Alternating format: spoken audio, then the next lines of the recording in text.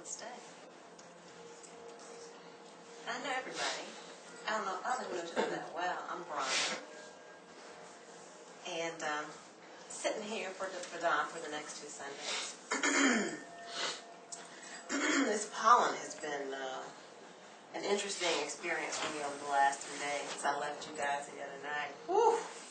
But I'm here. I'm a real big fan. Turning down things here. I'm a real big fan of visual aids because I think that for me, I found it helps my mind to wrap around these concepts and see it with my eyes. And the illustration of such, I don't know about how you learn, but the way I've always learned, I like to touch and feel and see. And, you know, if it's, as a child, if it was a math problem, I would take looking at the bread, I would take my little pieces of bread out. My grandmother would kill me. She'd come in the kitchen, all her bread's all over the table. And I went in one day and I said to her, I said, you know what, do you have any more bread? And she was like, there's a whole loaf in there. I said, well, yeah, do you have any more? And so she was just like, sure, but why do you need so much bread? I said, I'm doing my homework. So she comes in the kitchen, and I've got every piece of bread out on the table doing my math homework. I was like, 3 plus 3, that's 6. And so I recognized that over time, I didn't think about that until not all that long ago, and I was just like, you know, just little things about ourselves that we don't recognize at the time. But today I want to talk about divine power. Because all of us are pretty strong practitioners of this spiritual experience and this learning and these concepts. We've either been coming to Om, or we've been working on our spiritual understanding for a while now and are probably pretty expert meditators. And anybody could be sitting here today talking about this subject or any. And when I thought about divine power, and I asked God, what do you want me to talk about? Because this has nothing to do with me. Let me just be a vehicle. And I said, you know, we had some pretty interesting news last week here at Om to Om. So Om to Om, it has been decided that this will close down as an official spiritual center. And for Kay, who wasn't here. And I started thinking about that news. I started thinking about a lot of other news that we might get and we might hear that's uncomfortable for us. And as we think about acceptance, it's so easy to throw these terms out. And you just, you need to accept that. Well, how do I do that? Because just stating it is one thing. And then, okay, I'm going to accept this now, so now I'm going to force myself into it. And all along, I'm really not accepting it, but I'm going to pretend like I am. That's not really acceptance. And so then I thought about, well, once we kind of get into that, then what's after that? Then there's surrender. Again, another word that sounds really nice. So I've surrendered it all. Oh, doesn't that sound nice? Oh, yeah, I'm trusting in God. Oh, my mighty friend, the good Lord. Nice words. Good words. And then a calm mind. And I thought about all of that together, and I said, you know what, that's really peace. Because, you know, I always say that you teach most what it is you need to learn. And so I hope you guys get something out of it today, because I already got my lesson today in just thinking about this and feeling it.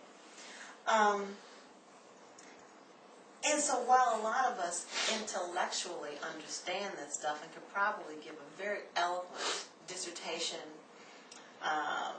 monologue about these ideas, there's such a difference between the intellectual understanding of these principles and a living and beingness of them. And a good friend of mine who is a devout Baptist said to me, so you think that we're just like Jesus? Is that what you're saying? And I said, that's exactly what I'm saying. So I know you study Buddhism. So you're saying you like Buddha? I'm like, yeah. Have you ever studied Buddha? Well, no, I never felt the need to. Okay, that's fine. And so when I start thinking about these together, and I start thinking about what really peace meant, and you know, I know you can't see all this. It's fine. Where you started here. When I look at life and ego, this is kind of the way life happens. Woo! And then sometimes it gets a little crazy, and sometimes not so crazy. And then I think about the spiritual truth of who we really are, and how that's just a continuum.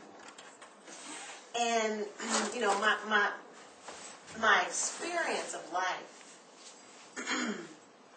of course, has a roller coaster effect. And that doesn't mean that once you can walk through this, that this doesn't happen. It's just that the spiritual truth, or as Stephen Colbert says, the truthiness, stays with you in what I call now your recovery time from the challenges seem to happen a lot faster. And there was a time when something would break down in our lives, and boy, we could be out and down for the count for days, weeks, months. Oh, I don't know what I'm going to do. But once you understand the truth of who we really are, that recovery time happens, and it starts happening faster and faster and faster, and then eventually there is no need for recovery because you are just it. And you're able to cut through all of this seeming chaos with piercing truth, solutions, that things around you are falling apart. And I always think about the example when Jesus comes up. Oh, Jesus, there's a storm out here. We're going to die. What are we going to do? And he comes up and he's like, oh, ye of little faith. And just says, peace, be still. And then goes back down and chills. And so learning to say, peace, be still, and speaking it to these things in our lives. I mean, literally speaking it and claiming the divine power. The only thing that separates us from this power is our belief that we have it, our understanding that we have it, and our acceptance that we have it. And being able to look at a situation and say, peace, be still, there's power in those words. And so I started doing a little bit more homework on this as I was allowing this to emanate in my head. And I said, you know, what's on the other side of acceptance? Well, it's my I and my minus. I'm not going to accept things because I believe that this is not meeting my needs. This isn't going my way. So therefore, something's wrong because this is the way I believe it should be. The other big problem in problems is time. And this is something that Madame talks about all the time. I and time are the two biggest challenges in problems. And if you separate one of those, the problem will go away. And I added some things to that. Our aversions to things, what I like, what I don't like. Clearly, you know that's not my personality because that's not how I am. Our fears, our old belief systems that are so entrenched in who we are and our way of doing things that they're transparent to us. We just operate in them. Physical appearances, the things around us that appear to be happening in a certain way. And then our delusions. We can get so, and the people around us, you can have mass delusion. You can have people all around in a circle, and you tend to attract to you what you are. So we can have a whole bunch of folks in our amen corner who totally believe all of that is true, and we are all just as deluded and think we are so right.